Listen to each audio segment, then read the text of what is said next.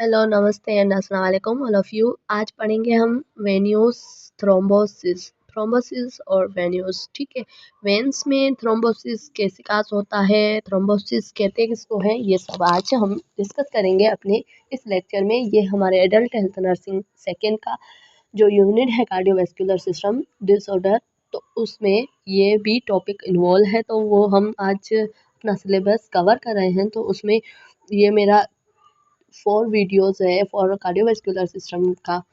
तो मैंने पहले भी बहुत सारी डिजीज़ इसकी डिस्कस कर ली है और अब इस डिजीज़ को भी डिस्कस करते हैं। वेन्स थ्रोम्बोस की बात करें, the vein thrombosis is also known as deep vein thrombosis, DVT, deep vein thrombus. Defined, the deep vein thrombus occurs in the clot of the clot and the thrombus for the one or more and the deep veins they are body in usually legs। मतलब कि अगर हमारी legs में thrombus blood clot हो जाए, thrombus means कि clotting of the blood, blood का clot होना, क्लॉट हो जाए और एक बलून बन जाए, लाइक वो किसी भी एरिया में क्लॉट होके वहाँ पे डिफ़िकल्टी कराए हमारे ब्लड को फ्लो करने में, तो उसको हम कह सकते हैं। तो ये थ्रोम्बोस कहाँ पे होते हैं, हमारे जो लेग्स की वेन्स होती है वहाँ पे, लेग में जो डीप वेन्स होती है वहाँ पे अगर थ्रोम्बोस हो जाए तो हम कहेंगे वेन्यूज थ्रोम्बोस जो हमारे लेग्स में प्रेजेंट होती है। काज की या फिर काज और रिस्क फैक्टर की बात करें तो सबसे पहले आती है मतलब एज। ये भी एक काज हो सकता है कि हमारा डीप वेन एम्बोलिज्म या थ्रोम्बोस बन जाए। ठीक है, उसके बाद लैक ऑफ मूवमेंट, अगर हम मूवमेंट नहीं करते तो हमारी वेसल्स क्या होंगी, वो एक ही जगह पे वो डैमेज होना शुरू हो जाएंगी या फिर वो वीक हो जाएंगी।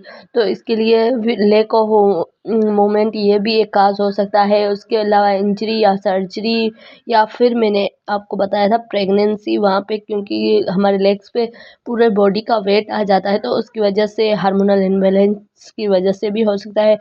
और उसके अलावा बर्थ कंट्रोल पिल्स, ओरल, मतलब कि कुछ ऐसी सप्लीमेंट्स, हार्मोनल सप्लीमेंट्स या फिर बर्थ कंट्रोल जो पिल्स होती हैं वो फीमेल यूज़ करती है, तो उसकी वजह से भी ये थ्रोम्बोस काज हो सकता है, वेन्यूज थ्रोम्बोस।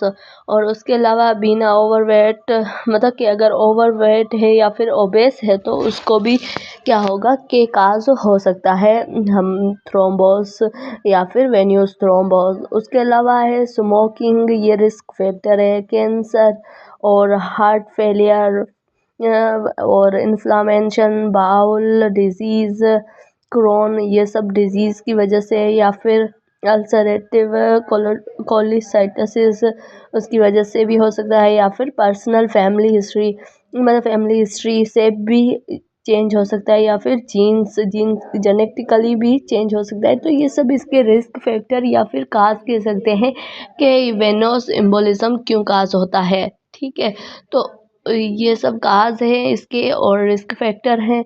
इससे आगे हम पढ़ेंगे पैथोफिजियोलॉजी इसकी।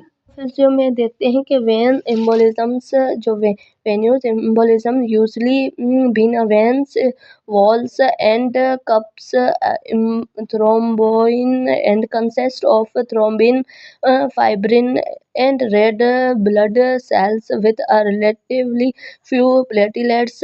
Without treatment, thrombins may be propagate approximately travel to the lungs। क्या कहते हैं कि अगर हमने वो क्या होता है कि एक प्लेटलेट या फिर हमारे जो ब्लड का एक क्लॉट बन जाता है या फिर फाइब्रिन्स उसका क्लॉट बन जाता है, तो वो क्या करता है, अगर हमने उसको ट्रीट नहीं किया तो वो क्या करेगा, ट्रेवल होके हमारे जो लंग्स में जाएगा, तो वहाँ पे वो काज कराएगा पल्मोनरी इम्बोलिज्म्स। तो इसकी वजह से जो इसको अगर हम नहीं ट्रीट करते तो इसकी पैथोफिजियो यही है कि एक क्लॉट होता है जो ब्लड का या फिर प्लेटलेट का बना हुआ होता है और वो डिफ़िकल्टी कराता है हमारे ब्लड फ्लो। आई होप कि आपको समझ आ गया होगा कि पैथोफिजियो इसकी क्या है। और इसके बाद हम साइन और सिम्टम्स देखते हैं। तो क्या होगा, लेग स्वेलिंग होगी, पेन होगा, मतलब लेग्स में पेन होगा, क्रैपिंग्स होंगी, सूरनेस होगा। ठीक है, वहाँ पे ज़ख्म भी हो सकता है। उसके अलावा ऑफ्टेन स्टार्ट इन द कोलिफ, उसके अलावा चेंज इन स्किन और लेग कलर्स, लेग का कलर भी चेंज हो सकता है, या फिर डीप मतलब पर्पल या फिर रेड कलर हो सकता है। और dependings on the colour of the skin, अगर कलर स्किन का चेंज हो रहा है वहाँ पे, और उसके अलावा फीलिंग्स ऑफ वहाँ फील होगा गर्म, और उसके अलावा में इफ़ेक्ट इन लेग्स, और वो इफ़ेक्ट करता है लेग्स पे हमारे जो फीट के और लेग के जो भी वेन्स होती है वहाँ पे। और इसकी वजह से जो कॉम्प्लिकेशन होगी वो है पल्मोनरी एम्बोलिज्म या फिर पोस्ट परहेबिक सैंड्रोम, एबिक सैंड्रोम भी हो सकता है, या फिर पल्मोनरी एम्बोलिज्म मीन्स के वही थ्रोम्बोस हमारे लंग्स में जाके वहाँ पे इफ़ेक्ट करता है। तो ये इसकी कॉम्प्लिकेशंस है। अब आते हैं इसकी डायग्नोस टेस्ट पे। और डायग्नोस टेस्ट में देखेंगे डाइमर ब्लड टेस्ट, और उसके अलावा ड्यूक्स वेन्यूल्स अल्ट्रासाउंड, डेक्सपल वेन्यूज अल्ट्रासाउंड कराएंगे, या फिर वेन्यूज़ग्राफी कराएंगे, या फिर सिटी स्कैन या एमआरआई। ये सब इसमें डायग्नोस टेस्ट में हम यूज़ कर सकते हैं। अगर एम्बोलिज्म का हमें डायग्नोस करना है, किसी पेशेंट को थ्रोम्बोसाइट्स हुआ है, तो उसको हम ये सब चेक कर सकते हैं, देख सकते हैं डायग्नोस करके। उसके बाद बात करते हैं मेडिकल और सर्जिकल मैनेजमेंट की। तो हमारे मेन 3 गोल होंगे DVT के। मतलब अगर ये काज है तो हमें 3 गोल हमारे होंगे। फर्स्ट होगा प्रिवेंट फर क्लॉट, किसी भी क्लॉट से प्रिवेंट करना, कि किसी भी क्लॉट अगर हमारी बॉडी में क्लॉट बन रहा है तो उससे प्रिवेंट होना। और सेकंड, अगर clot prevent for clot for the breaking, अगर कोई क्लॉट बन गया है, वो ट्रैवल हो रहा है लंग्स तक, तो हम उसको ब्रेक करना है, उसको तोड़ना है। तो सेकंड हमारा ये काम होता है। और तीसरा जो हमारा काम होता है वो है होता है reduce changes of the in others. मतलब कि हम जो चैलेंजेस होंगे चेंजेस, तो उनको भी रिड्यूस करना है, क्योंकि वो कहीं और पे थ्रोम्बोस ना बन जाए या फिर एम्बोलिज्म्स ना बन जाए। तो उसकी वजह से हम उस जो चैलेंजेस को भी कम करेंगे। तो ये 3 होती है मेन हमारा वर्क इन तीनों पे होता है। तो एंटीकोगुलेंट क्या करती है, वो क्लॉट बनने से रोकती है, ठीक है।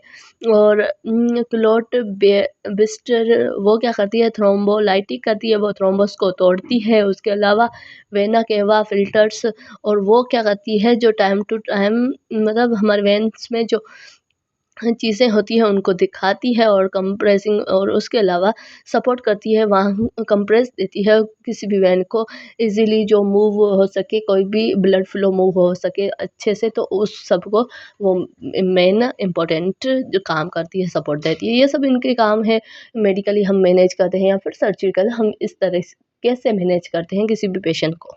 नर्सिंग मैनेजमेंट की बात करें तो हम किसी भी पेशेंट को प्रोवाइड करेंगे comforts elevate of the effect extremities. जो इफेक्टेड एक्सट्रीमिटीज़, कोई भी ऐसी इफेक्टेड जगह है वहाँ पे क्या करेंगे, उसको कंफर्ट फील कराएंगे, एजुकेट करेंगे पेशेंट्स को अबाउट डिजीज़, कि आपको ये डिजीज़ है, ये कॉम्प्लिकेशंस हो सकती है, या फिर आप इससे कैसे प्रिवेंट हो सकते हैं, वो सब हम उसको बताएंगे, इनकरेज करेंगे। या उसके अलावा पोजिशंस एंड एक्सरसाइज कराएंगे, पोजीशन चेंज करेंगे। And when patients are bed rest the foot of the lower legs and shoulder for elevate, मतलब वहाँ के जो लोअर लेग में अगर है तो हम क्या करेंगे, उसको इवोलेट कराएंगे वहाँ के प्रेशर्स को। और उसके अलावा predictably about the level of the heart, और उसकी जो हार्ट की लेवल है उसको भी एक सही से चेक करेंगे। वो सब हम काम करेंगे। उसके अलावा इंकरेज करेंगे पेशेंट को perform activities and pass leg exercise and increase your venous flow, के उसको इनकरेज करेंगे कि आप एक्सरसाइज करें लेग्स की, ताकि आपके जो लेग्स की वेन्स हैं वहाँ ब्लड का फ्लो अच्छे से हो जाए वेन्स में। उसके अलावा इनकरेज करेंगे बिहेवियरल, मतलब इंगेज करेंगे behaviour life styles and increase level of health. जो भी उनके जो अच्छी सेहत बनाने के जितने भी कोई रीजंस, या फिर कुछ ऐसे इक्विपमेंट या फिर एक्सरसाइज हम अपना 100% पेशेंट को देंगे, ताकि वो रिकवर हो जाए। Thank you so much. आज के लिए इतना ही। मिलते हैं नेक्स्ट वीडियो में। Take care for you and your family. Thank you.